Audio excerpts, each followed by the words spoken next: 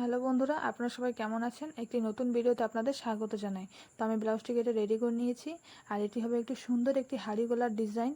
আর তোমরা অবশ্যই ভিডিওটি লাস্ট অবধি দেখো, নয়তো তোমরা অনেক কিছু মিস হয়ে যাবে। তো চলো দেখে নিই। এটি খুবই সহজ তৈরি করা, আর এখন তো দুর্গাপূজার সিজন চলছে। দুর্গাপূজার কোনো একদিনের জন্য এটি একদম পারফেক্ট একটি ডিজাইন। তো দেখো আমি ব্লাউজটি কেটে রেডি করে নিয়েছি, আর এখানে একটি সুন্দর একটি পাইপিং লাগিয়ে নিয়েছি। আর এটি খুবই সহজ করা। এবার এটিকে ডিজাইন করার জন্য আমি একটি 2x2 ইঞ্চি করে কাপড় কেটে নিয়েছি 4 কোনা করে। তারপরে এটিকে ভাঁজ করাটা আমি এর আগেও একটি ভিডিওতে দেখিয়েছিলাম। এখনও যারা যারা দেখেনি তারা প্লিজ চেক আউট করতে ভুলবেন না। তো দেখো আমি এটিকে কত সুন্দর করে সেট করে দিয়েছি। এরপর এখানে একটি সুন্দর একটি গোল্ডেন কালার সরু একটি লেস লাগিয়ে নেব। তো দেখো আমি লেসটি লাগিয়ে ব্লাউজটি রেডি করে নিয়েছি। তোমরা অবশ্যই এই ব্লাউজটি একবার ট্রাই করে দেখবে, এটা খুবই সহজ করা। এটিতে কোনো অসুবিধা হয় না করতে। তো নিশ্চয়ই তোমরা দেখতেই পেলে কত সুন্দরভাবে আমি রেডি করে দিলাম ব্লাউজটি। আর এটি এখন খুবই ট্রেন্ডে আছে, এখন সবাই প্রায় এখন এই ডিজাইনটি বানাতে বলছে। দুর্গাপূজার জন্য একদম পারফেক্ট একটি ডিজাইন।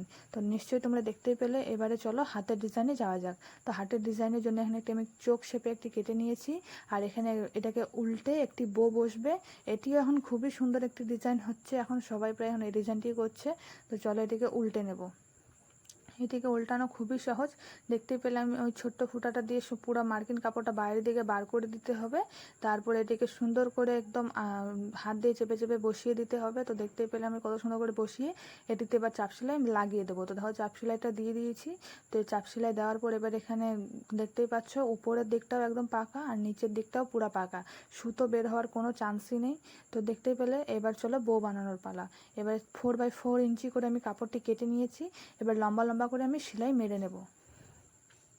তো দেখতে পেলে তোমরা আমি কতটা সহজ পদ্ধতিতে দেখানোর চেষ্টা করছি।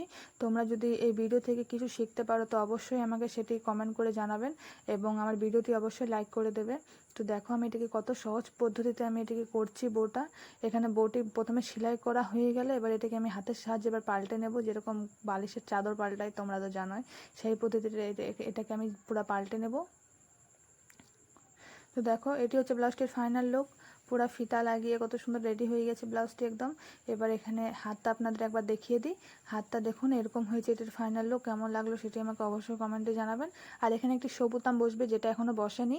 তো যাই হোক, তো এবার দেখুন এটা হলো ব্লাউজটির ফাইনাল লুক। কেমন লাগছে সেটি আমাকে অবশ্যই কমেন্ট করে জানাবেন।